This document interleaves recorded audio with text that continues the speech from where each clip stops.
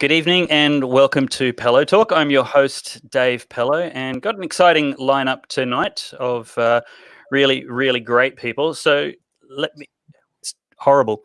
All right, the first person to welcome tonight is John.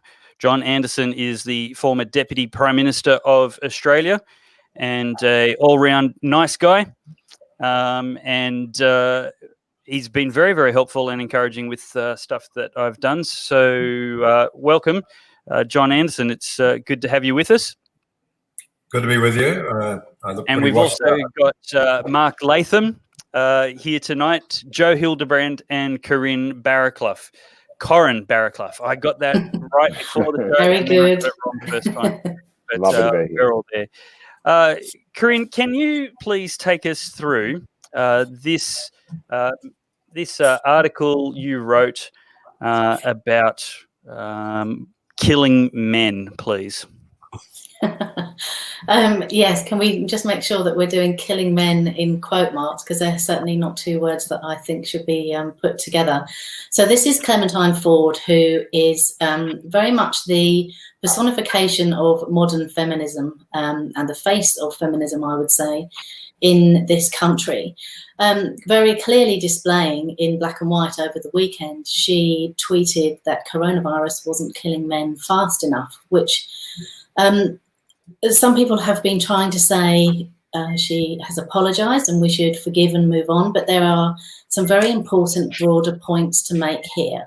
It's very important to realise that this is a repeat offender who actually is synonymous with the hashtag #KillAllMen. And I think it's very important that people really start to wake up and realise that this is the dangerous political branch of feminism, which has nothing to do with equality. This is about money and power.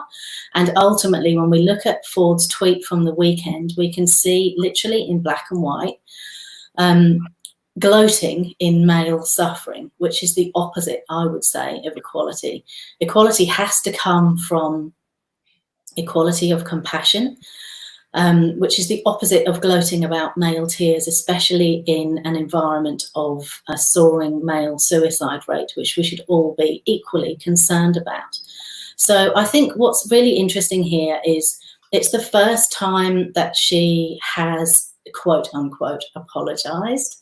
I would say that that's a first small step of progress, but we have a really long way to go with this. It's really important that everyone's sane, everyone with common sense running through their veins starts to stand up and speak out against this kind of misandry, which is not part of feminism. It has zero to do with equality. It's not helpful, it's divisive, it's hateful, and we all have to stand up and take, yes, and say this is not okay. I don't think that Clementine necessarily needs to be censured or lose her job for any of this. I'm a pretty full-on kind of free speech guy, and I think this is exactly what free speech serves to do, which is that it illuminates people as to the true nature of those who are speaking. I agree, Corrine. I don't think Clementine does feminism any service. In fact, feminism would probably be better off if she stopped defining herself as a feminist. But I think you do have to be careful when you fall into the same sort of cancel culture trap that the extreme left is so keen on. It's tempting, obviously, to say, you know, oh, this is a bit of comeuppance. This is karma now. But I don't think that that is the answer. I think you have to be consistent about these things. And I think the problem with Clementine's tweet, if you like, is that it is hypocritical. It's not necessarily, you know, people can say extreme stuff. People want to swear on Twitter. I'm sure we've all sworn a lot in public and in private, but there's certainly the problem is that there's people who condemn others for expressing themselves loosely or freely or coarsely and demand that they be immediately shut down, deplatformed, whatever you call it. And then they go and do the same things themselves and expect some kind of impunity, and then only seem to apologise when the money runs out or is threatened to be pulled. So I think that is the problem here. The problem is not necessarily what Clementine did or didn't say. The problem is Where are all those people who are calling on everyone else to be shut down, sacked, locked out, you know, fired, voted out, whatever it may be, when she does exactly the same thing and worse? Yes. Yeah, I agree that free speech is the first consideration. But what I find interesting about her comments, because I think essentially she's at the point of attention seeking, isn't she? These are sort of insane comments to keep on repeating, as if we're going to kill half the population when there's a worldwide pandemic in any case. So, like, you know, she's got mental health problems and she's an attention seeker. But what I find interesting about her genre, if you like, in the public debate is that it goes to the heart of almost a philosophical argument about the true nature of the man. You know, the Ford thesis, supported by many groups that receive a lot of government funding, is that men are inherently violent, bad. This is why we need so much domestic violence advertising and funding. Whereas, you know, I believe the evidence shows, if you follow the evidence, the instinct of 99% of men is to be a protector of family, to take a bullet for your wife and children, to put yourself out there as a provider and a protector. We saw that, for instance, in the bushfire crisis, where so many men would stand there, and including even a New South Wales government minister with a hose trying to protect the home and the family, putting their own lives in danger along those lines. And for the other 1% of men who've got a different instinct, who are violent, who cause these problems, obviously, you know, the full force of the law and jail time should be their lot in life. So I think when you put the proper perspective about the nature of male behaviour, it just shows that there is an element of demonisation out there. It's fundamentally untrue. There's no evidence to say that all men are potentially wife beaters. I just find that horrific.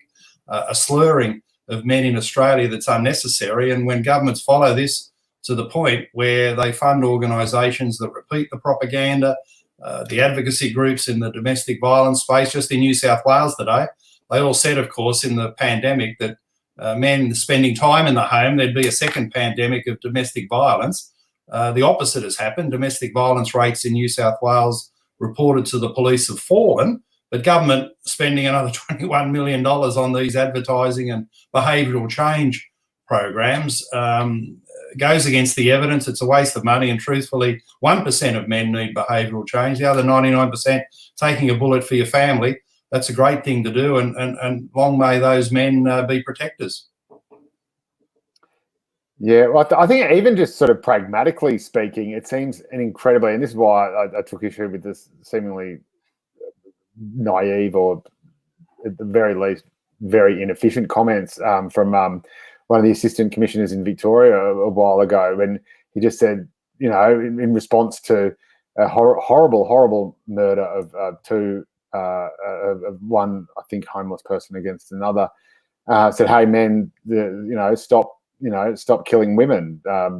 Start respecting women," which seemed to me a very bizarre operational police tactic. If it was as simple as just telling, a cohort that comprised of half the population in the world to stop doing something bad, where you could just say to the whole population, "Hey, everybody, stop committing crime, stop murdering people." A far more rational approach to me would seem to be to find out where it's happening the most, why it's happening the most, target those communities, target those most at-risk groups, find out what are the underlying drivers of it, and go after that. But there seems to be an incredible reluctance in this debate to actually find out what the actual drivers of this are, apart from the fact that it's just men. And I as someone who was of the left, and some on my good days, on my optimistic days, thinks I still am of the left,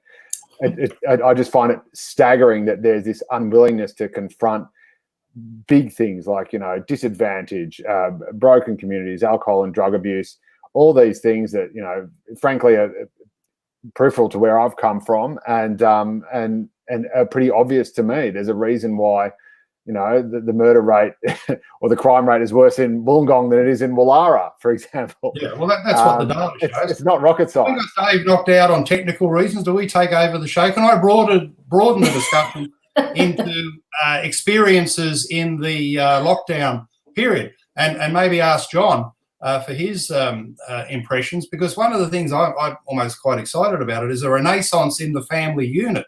The people in this extraordinary, it's almost like a sociological experiment, in lockdown in your own home, a quieter life, an easier pace. I found it in my place anyway, and certainly many friends have found that it's been a great time for just getting that rushed feeling out, to spend more, it's a cliche, but quality time with family, doing things that we sort of would like to do in our quiet times, and they've been totally blissful. So to have that renaissance of the family unit together, I think has been a real plus in this extraordinary period. What do you reckon, John? Yeah, I think the picture globally seems to be varied. For example, in China and Japan, divorce applications have spiked. In other areas, we find that there's been a quiet intentionality as people have said, well, let's make the most of this. Let's have some quality time together. I did just want to comment on the, Corrine, I thought your article was terrific. And I agree that, nothing like letting the sunshine in on when people do really stupid things, because it brings us all to our senses. And this is related to what Mark's saying. COVID, I think, has made us all rethink. We're recognising that in this great challenge, we now need to be prepared to make great changes and to reevaluate the way we live our lives individually and corporately. But Jonathan Haidt, in The Coddling of the American Mind, said something that is extremely interesting. In summary, that we seem in this narcissistic age when the golden rule's been allowed to atrophy, to believe that life is a struggle between good people and bad people. And I have to say that if we're going to atomise in the way we have been in recent times, we will not recover the freedom and the prosperity and the way of life we took for granted pre-COVID, because history's, if you like, accelerating, and all of the challenges, societal and economic and strategic, that were there before now have to be confronted.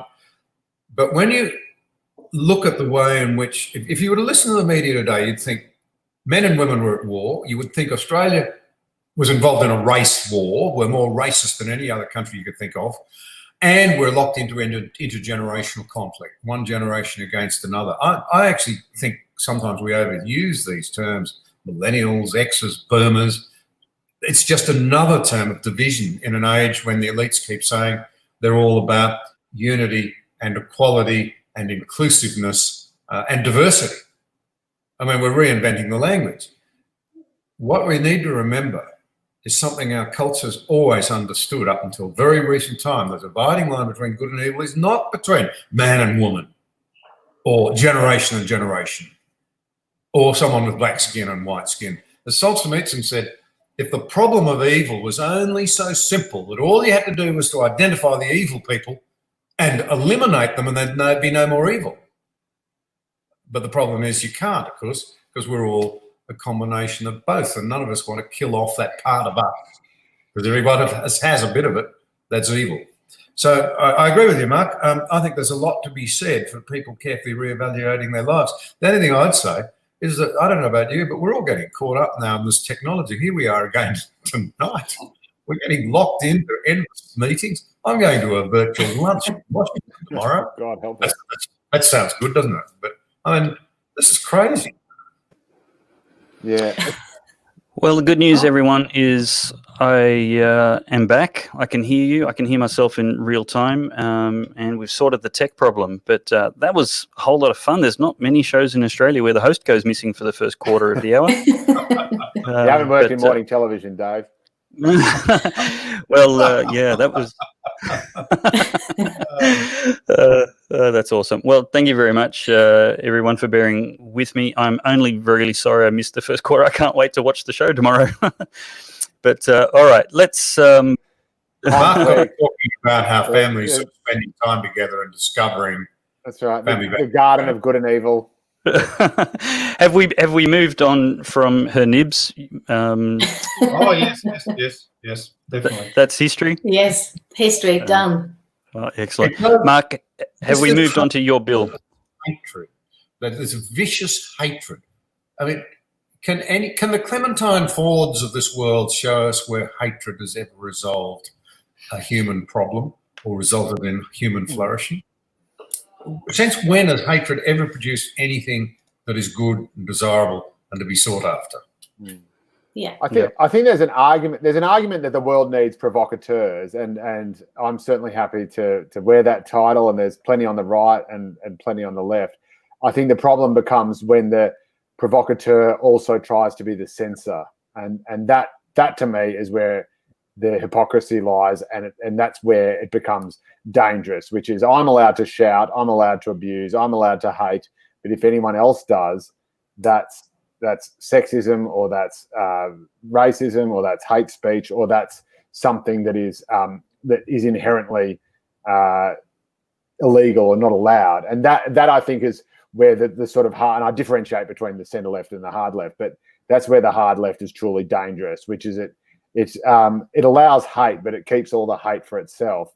And if anyone else tries to engage in it, they deem it hate speech and make it disallowed, and then say they're not being political. They're just setting the rules of civil engagement. And that I think is the sort of the dangerous direction that some on the very far left have taken. I'd agree with that, but I'd want to jump in and say that to be a provocateur on the issues of, how we might structure our society and the great ideas and what have you, that's tremendous. But the minute you personalise it, the minute you do what Arthur Brooks now calls the cocktail, or build the cocktail of anger. We see a lot of anger in our society, but at least when you're angry with somebody who's still engaged, you couple it with disgust, though, personalised disgust, you end up with contempt. Now, there's a lot of contempt abroad now. And the problem then is that relationships break down. You lose the ability to communicate. You can't argue the ideas, because if you put up that idea, you're an evil person. You are not part of humanity. You are subhuman. And you can be cancelled. We're learning how to burn people at the stake again, literally. We see I think there's a lot of that. When they're cancelled, in inverted commas, on social media. Yeah. If I can just share the screen, I guess want to discuss the here we go. Found how to share it. The guide. The grants program, the City of Melbourne. Now, I think we don't want to cancel people. We don't want the government to have the power to censor Clementine Ford's speech. I think Milo Yiannopoulos and Clementine Ford should both be allowed to say stupidly obnoxious, rude and offensive things. And the answer is more speech. But there's a difference when we have to subsidise their speech. I don't think we should have to do so. And in this particular case, this is the general ineligibility for the arts grants from the City of Melbourne, and specifically excluded are artists or arts organisations or applications that seek to exclude or offend parts of the community.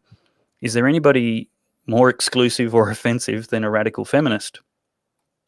Yeah, but that clause is quite funny, because it would have been put in there by the council to exclude right-wing people that they regard as, deplorable homophobes, racists, misogynists and the like.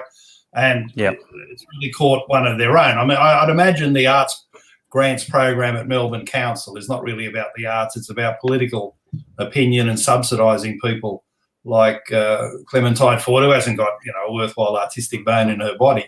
So it's all politics, and you can use that clause to catch her. It's absurd in the first place that she would have got one of those grants, but, that's inner Melbourne for you, and that's how they function.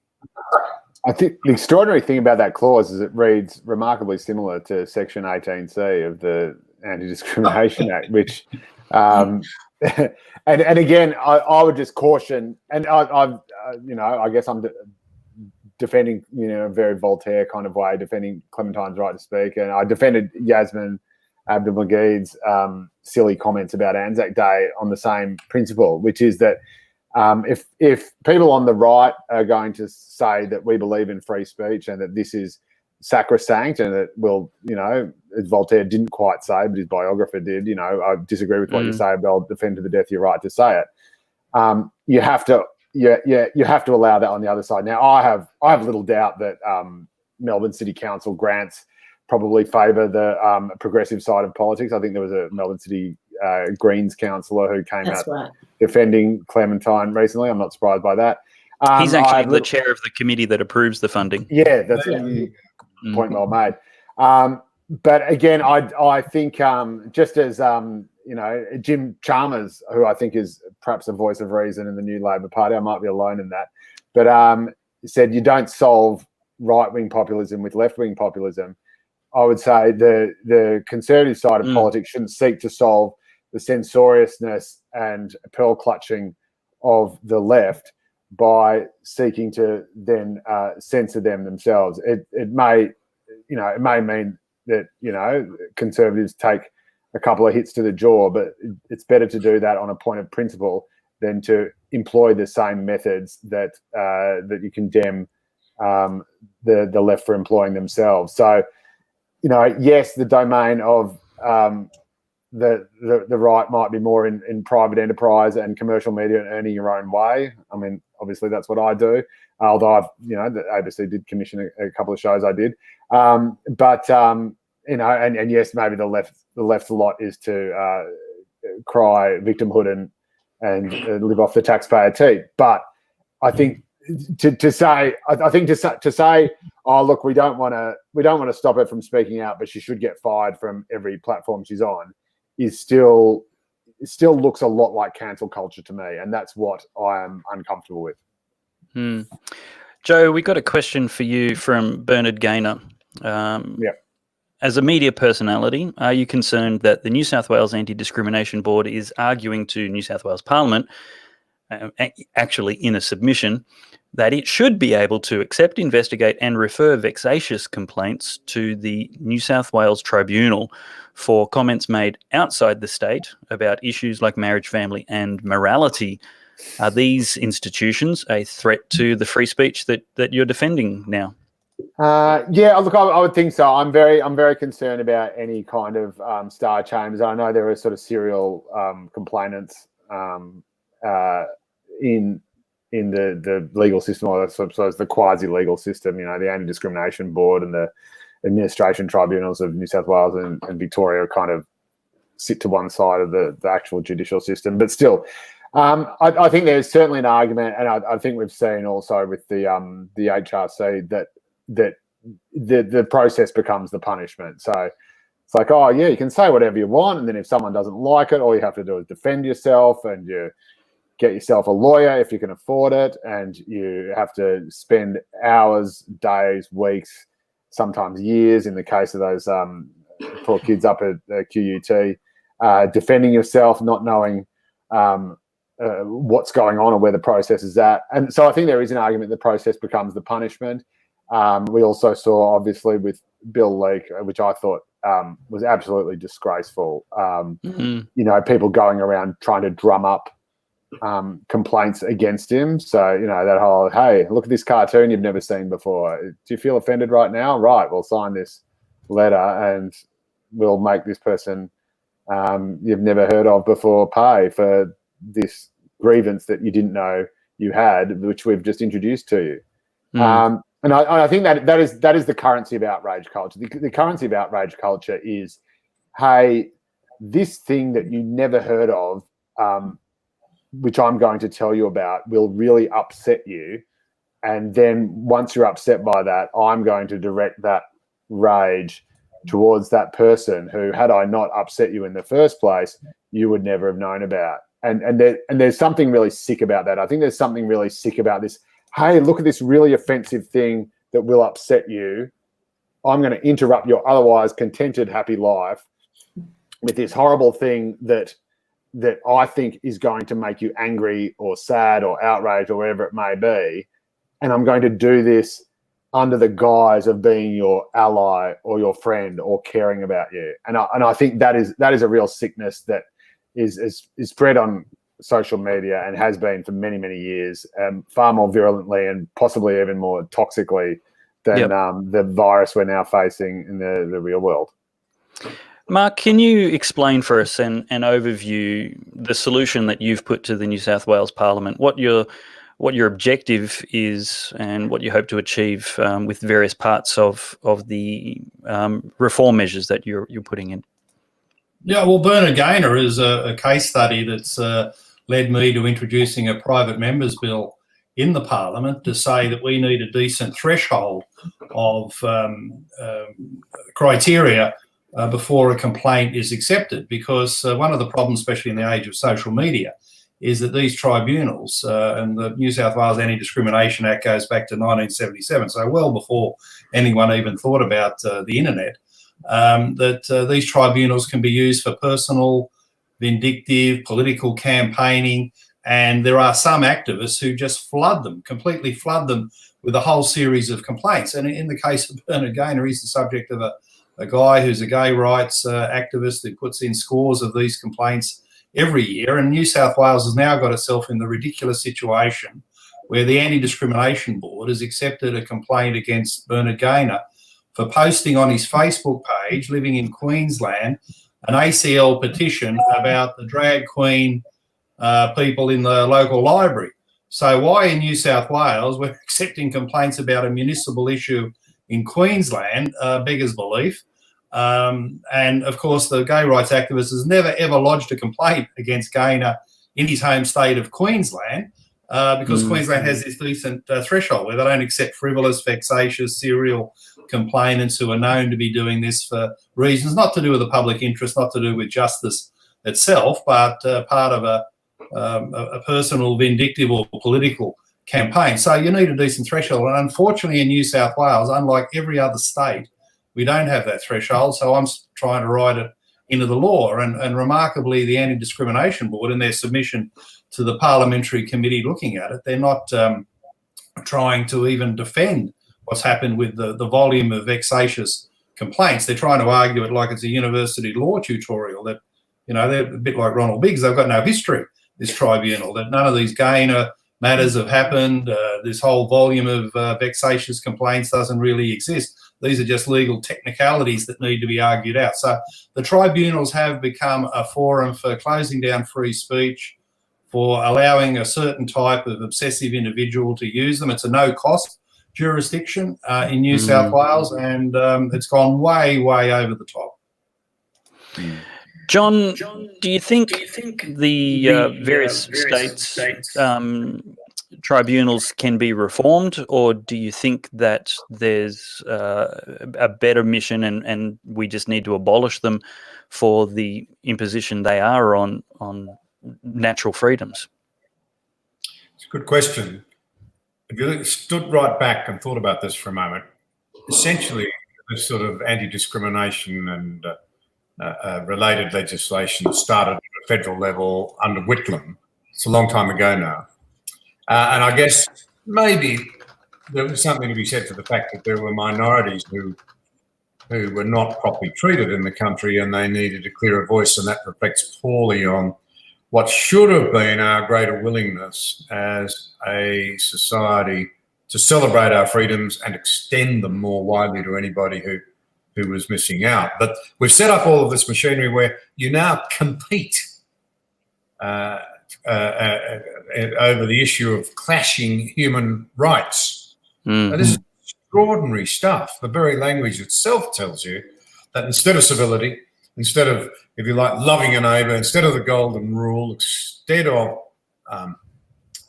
even tolerance, we have to set up a system of rights where you can compete with your fellow Australians. What's been the result? Has it produced a nirvana? Well, I would argue since the 1970s when we started down this road, the reality is that social capital is at all-time lows, loneliness is at extraordinary levels, tribalisation, even atomisation of our society with identity politics and grievance politics, victimhood politics, has us at one another's throats. We have record levels of anxiety and depression, particularly amongst our young people, and unbelievable levels of attempted and successful self-harm.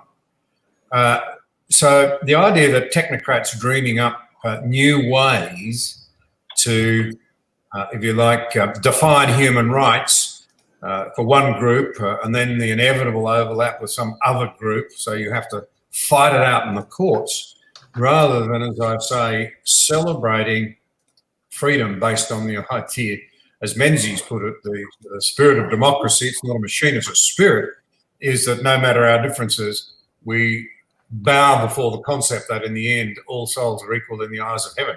Where is the modern progressive way of recognising the worth and dignity of all? It's found in this human rights architecture, but by definition, it says some rights are more important than others. And those who are in tune with the latest elite thinking seem to think that they're actually able to say not only are some rights more important than others, some people are more important than others. Well, that's the end of the very principles that underpin democracy. I think there's been and that's quite a good point. There's been a strange shift, I think, between the fight to remove barriers to equality, to remove obstacles to equality, like say, for example, the civil rights movement in the US or the women's liberation movement, and so instead of this idea that we are all actually innately equal, we are all equal in God's eyes, or just born equal depending on your belief system, but instead of taking those things away and letting everyone be equal, like Martin Luther King said, the content of your character rather than the color of your skin, that they're now that in some sectors, I'm trying to be generous, but among the hard left, there seems to be favouring, instead of taking obstacles away, of actually installing sort of machineries of punishment for those it deems to be the enemy or the oppressor. So, I mean, in my mind, for example, you take away traditional sexism, or take away traditional, notions of inequality, of women not being fully accepted into the workplace, having to, only a few decades ago, quit certain jobs when they got married or whatever it may be. You take all that away, women will obviously thrive just as much as men, if not more so. And I think university graduation statistics bear that out.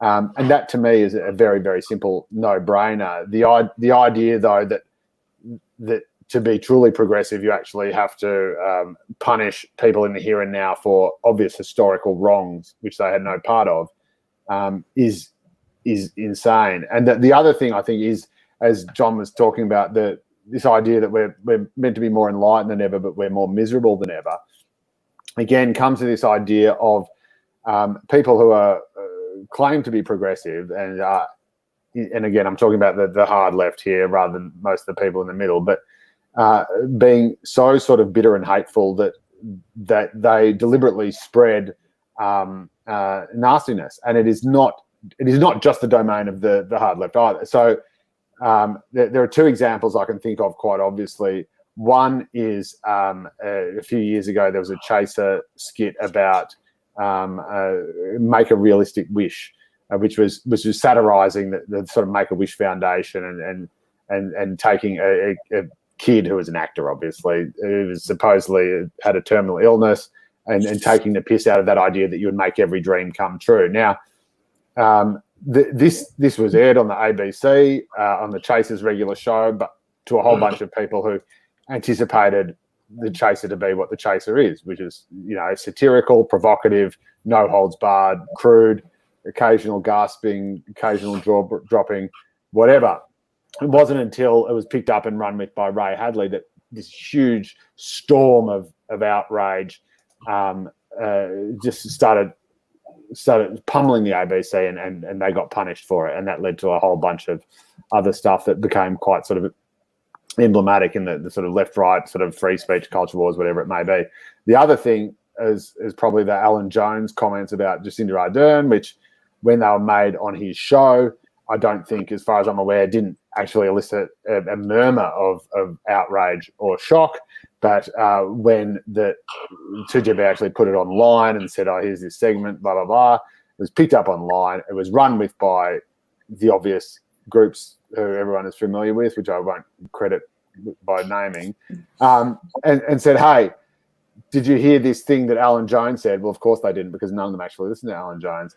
Isn't it disgraceful? Now, this is the left and the right effectively doing the exact same thing to each other, and taking something that is perfectly acceptable and not out of the bandwidth of expectations for the normal audience of that person, be it the Chaser or Alan Jones, and taking it to a whole new audience who never, ever listened to either, and saying, hey, here's this thing that you would have gone to your grave never knowing ever happened, and now I'm telling you about it, and you should be angry, you should be outraged, you are oppressed even though you didn't know it because this person is saying this about you, you're offended even though you didn't know it because you never would have heard it because this person is saying this thing, and now it's time for you to get angry and upset. And it doesn't take a rocket scientist to figure out that if you introduce that sort of culture into society, it's going to make people feel more anxious, more depressed, more stressed, more unsure of themselves in the world. And yes, people are going to have higher rates of mental illness. People probably are going to start topping themselves more often because they're suddenly getting this sort of shotgun of stuff that they never even wanted to see, that they never sought out in their novel lives, that never even came up organically in their communities or their circle of friends or even the media they chose to watch, which is actually being thrust at them by these kind of outside players who are trying to make them upset almost for their own ends, which I think is very sad and something we need to look at. Yeah, Joe, in a free society, people can do that, but one of the problems is when official government tribunals weaponise these tactics and take them seriously. They accept all the complaints, they run them through the tribunals. It ends up in the court. You get these tribunal rulings mainly against non-left people in the debate. What we've seen really is the rise of a self-interested bureaucratic business model with these tribunals. They take on a life of their own, where in a fairly easygoing, tolerant country like Australia, they do some important work, but it's not a huge volume that occupies these human rights tribunals. So they have to, facilitate lots of other complaints. They do a lot of advertising. And I remember Tim Soutphommas's, as the race commissioner, putting out ads to say, please lodge your complaints. It was always begging for work. And this is a common characteristic. So I think that's the problem with the tribunals. It goes beyond civil society, and government gives some stamp of approval to lawfare and the way in which outrage is weaponised in the legal system. Yeah, absolutely right. I would have thought the purpose of an Anti-Discrimination Act was to stop a black person or a gay person or a woman or whatever not getting a job that they were eminently qualified for because of who they were and conditions they had no control over. I would not have thought that the purpose of that was to find people who were offended by a cartoon they hadn't seen and then pursue action on that basis. I think you're right. I think that is disgraceful. Corrine, I want to ask you what you think about the way we get ourselves out of this. We saw a comment just recently on the screen talking about responsibilities instead of rights. Will abolition of the various discrimination tribunals around the nation create a flood of victims and defenceless people who are being exploited, or will it actually contribute to a greater sense of responsibility? Well, I would hope that it would contribute to responsibility, but there's definitely a whole culture movement against responsibility, and much as I can drag that back to feminism once again, with equality comes equality of responsibility and accountability. So, all of that has to be important. Just to pick up on what Mark was just saying, though, the key word here, I think, in this conversation is weaponise. And what we've got to wake up to is the broader people really trying to weaponise things for political gain. That's what we've got to be very careful of. I'm struggling to hear. Yeah. We can hear you, Corrine. We heard you fine. Did you hear? Okay. Were you not hearing yourself? No, something flashed up on screen, but I think I'm here. Yeah, no, you're here. We're just putting comments up. I'm just putting comments up. But do you think? I guess there's three things going on at the moment. Mark's looking at some reformation of anti-discrimination tribunals, which have become kangaroo courts and activist in a very demonstrable way. I guess the Conservative dream would be to abolish them across all states and territories within a short space of time. But then we've got the federal government who've legislated the undefinition of marriage and now trying to provide some positive protections at a federal level for the dangers that's creating as the demands of the LGBTIQAX plus agenda keeps marching on. Which of those three do you think is workable? Because workable has to be, I guess, the thing we go for as opposed to ideal. Definitely workable is the key word, but I think also we've got to wake up and wise up here to there is a section of the activist left agitating for minority groups who don't specifically need legislating for.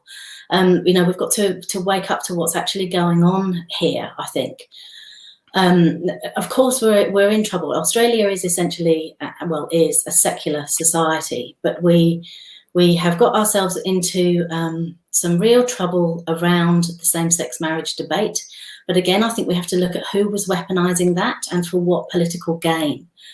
We've got a section of the fringe far left agitating and creating problems, creating they're troublemakers essentially.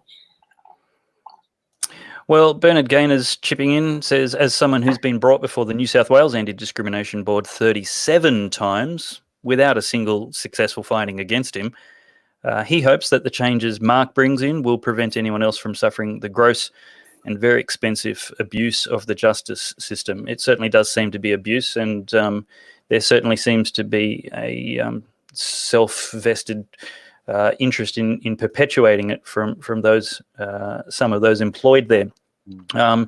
Let's move on to another topic. I just want to invite viewers to stick around. This is an hour-long show, and some of our panelists will have to go for other commitments, believe it or not, at 9 o'clock or shortly before. But we're going to continue beyond without interrupting this stream as we have done in recent weeks. And we're going to head on probably to about 9:30 for the overtime show. So when I say goodbye at 8:55, don't turn off, stick around, because the overtime show will continue uninterrupted straight away.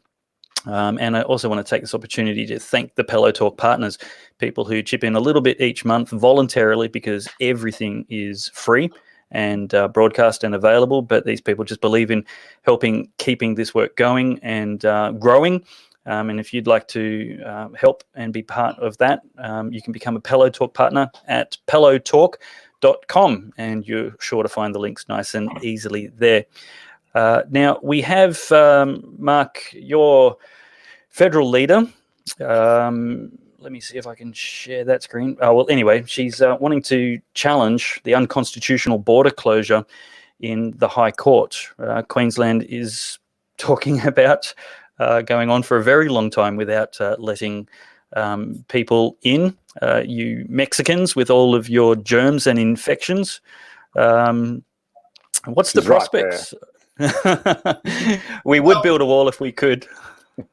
Well, Section 92 has been there a long while. It's quite a famous clause in the Australian Constitution about free trade between the states. It was part of our Constitution so that the states wouldn't have tariffs or restrictions on movement and trade in the early years of our federation, because that had been some of their habits in the colonial period. So, and Section 92 was used to knock over the Chifley government's bank nationalisation measures, for instance. So you'd imagine that Pauline Hanson is onto a good constitutional argument here that trade between the states should be free. The High Court previously has said only in exceptional circumstances. But I think when you get to the point where there's barely a new infection in Queensland, the curve has been not only flattened but smashed into the ground in New South Wales and other states, there comes a time where the health argument evaporates. And Dave, quite frankly, we're well past the tipping point in Australia, where many more people are going to die and suffer from the deep economic recession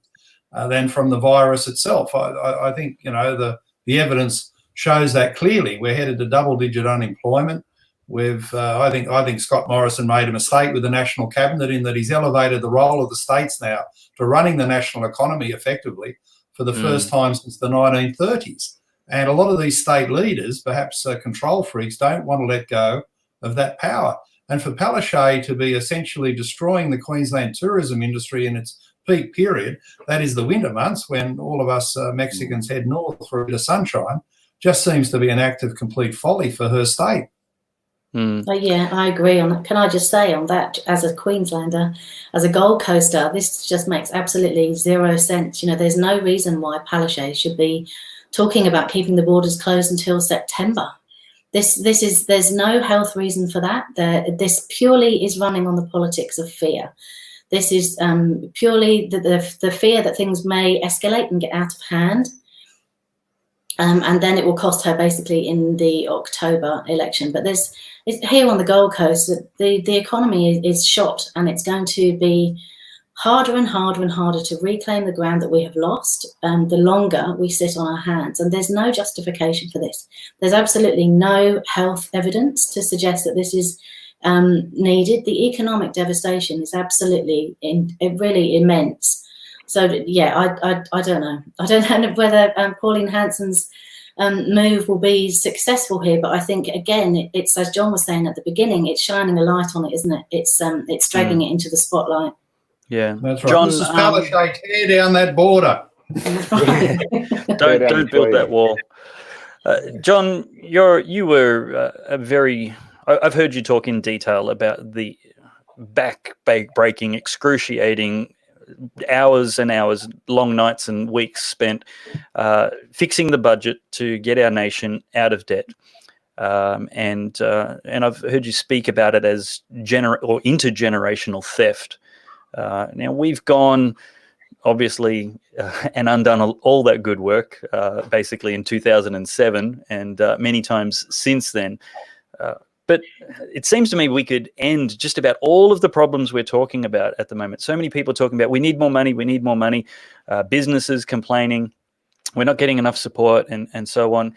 Isn't it long past time, for the sake of the very real economic causes of other health problems now throughout the entire society, to just end these restrictions, because the cure surely is now well and truly worse than the sickness?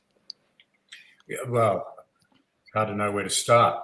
I think it's worth making the initial point that, of course, Australia's response has revealed some very interesting things. The first thing is that we want to and we need to be able to trust our leaders. And I think we've felt able to trust the leadership of the Commonwealth Government and its health experts through this. But the Australian people they're not mugs. And they recognised, I think some weeks ago, the time had come to start returning to normality, even if there was an element of risk with it. I believe that very strongly. I think there are a heap of other things that could be said. The reason we're able to respond so strongly economically has a lot to do, and I'll make this as a bipartisan remark, reforming and I think quite courageous governments that boosted productivity, modernised the economy, wound back debt, upgraded the tax system between the early 80s and the early noughties. That's gone. And so now we find we've gone from a situation where we had money in the bank, where most Western countries had a debt to GDP ratio, say 40, 50, 60%. We had zero, less than zero. We had a positive account. They hit the GFC in 07, 08 and exploded their taxpayer debt loading.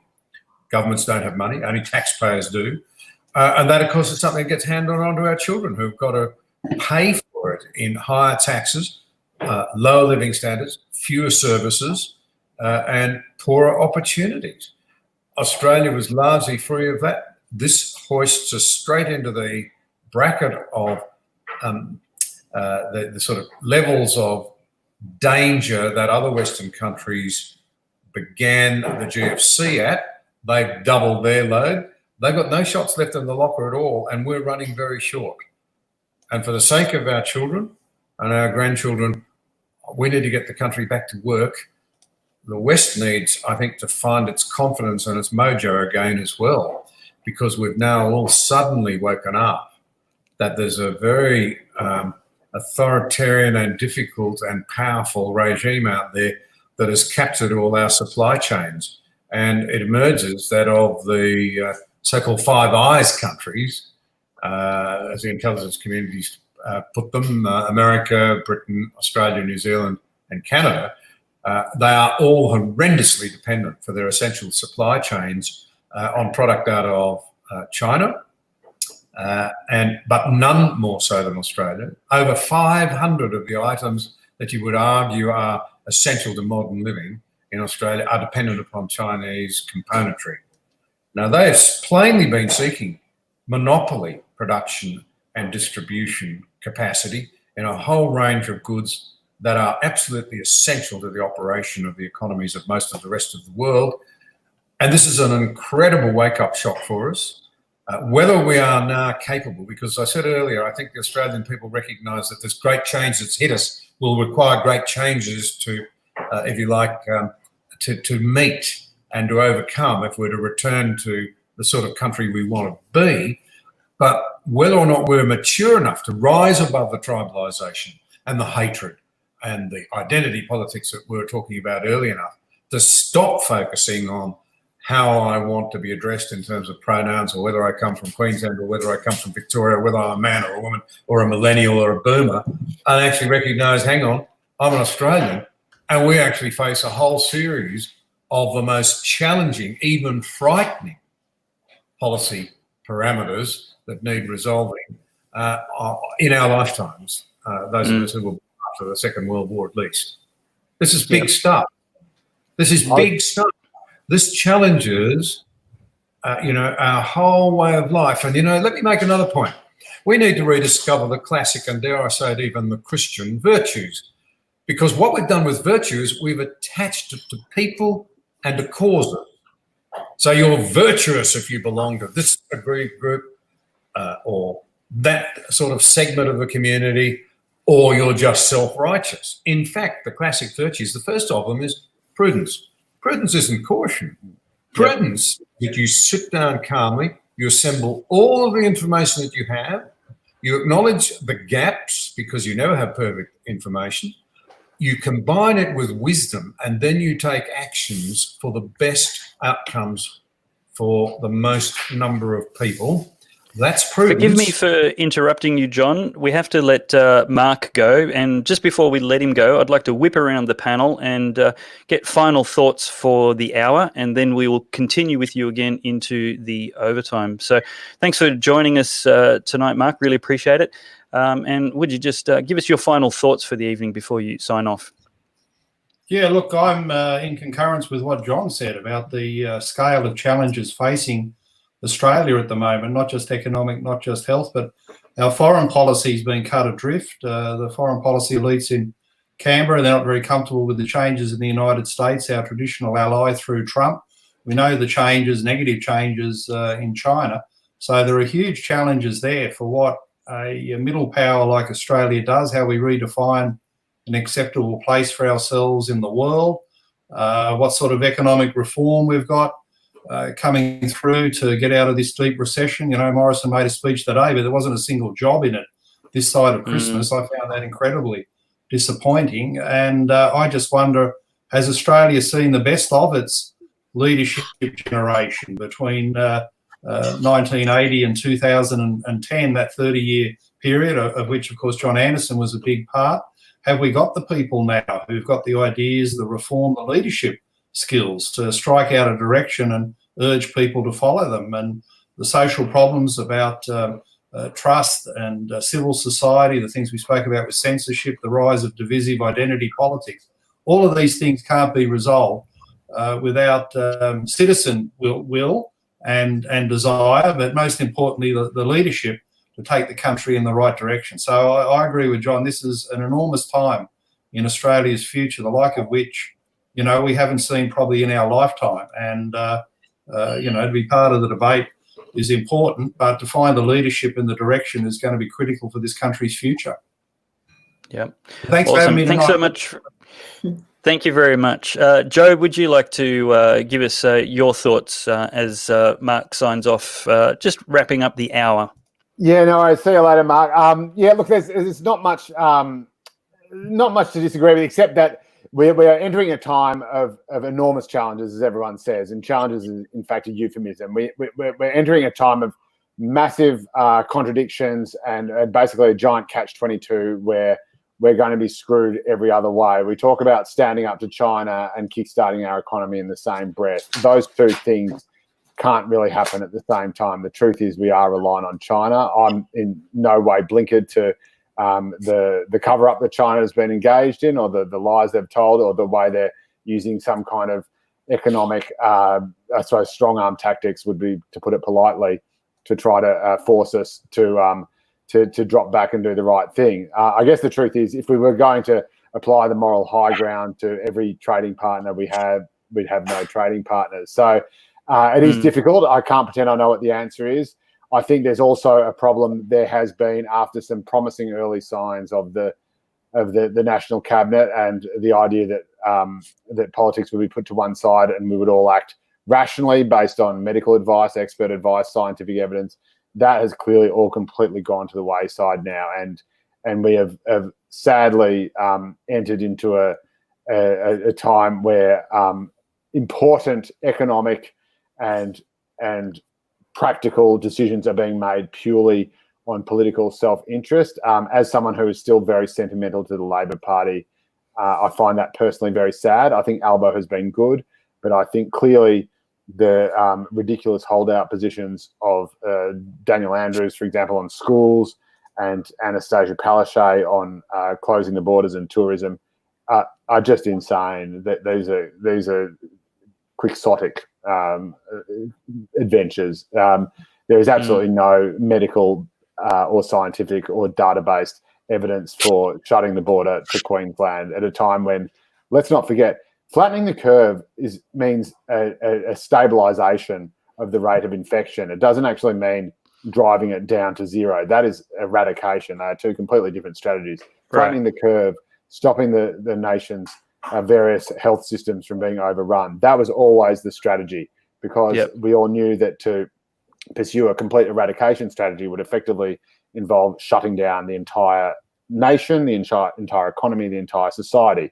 Now, it is clear that some states have gone rogue on that, and they are pursuing an eradication strategy against the fig leaf of what is the more sensible national strategy of simply keeping the virus to a manageable level, being responsible, washing our hands, keeping a bit of distance, and trying to keep society functioning. Now, it is absurd, the position, I'm sad to say, that the Queensland Premier has taken. I don't even think it's been taken in her own self-interest. I don't know why she wouldn't want to get small business people, hospitality and tourism workers on side and have them voting for her in the election coming up. It seems like madness to me, but for whatever reason, she's decided to do this. Dan Andrews, I know, is something of a zealot, if you like. I thought he was a more rational man than this. I can't believe for the life of me, from having had some pretty bruising arguments with people on TV and social media, whatever, I cannot for the life of me understand how wanting to put kids in schools, being taught by teachers, not their parents, why wanting to have parents in jobs, why wanting to have people going to work, paying their union dues if they're members. I can't understand why kids in schools and adults in jobs is not the most fundamental Labor thing that anyone could want. I can't understand why that is not the most fundamental Labor principle that any Labor government would not get down on their knees and pray for every other Tuesday, and why there are governments actively thwarting that and stopping that from happening. It is just beyond me. And to be honest, as a Labor supporter, it kind of breaks my heart. And there have been some really good people, I think. Joe, I'm going to get you on the couch in just a minute. We're going to examine the psychology of a Labor voter. It's been a rough 10 years, Dave. We'll do that. But I just want to give Corrine and John 60 seconds to wrap up the hour, and we'll move officially into overtime.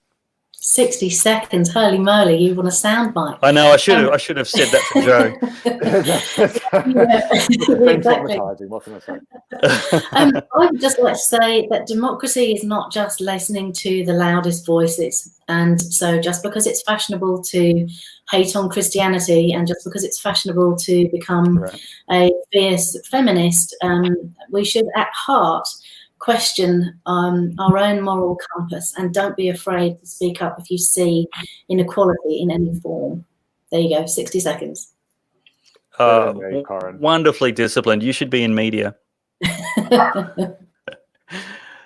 John, just give us your wrap-up thoughts for the hour. We'll split this up in a video tomorrow, but right now we'll keep going.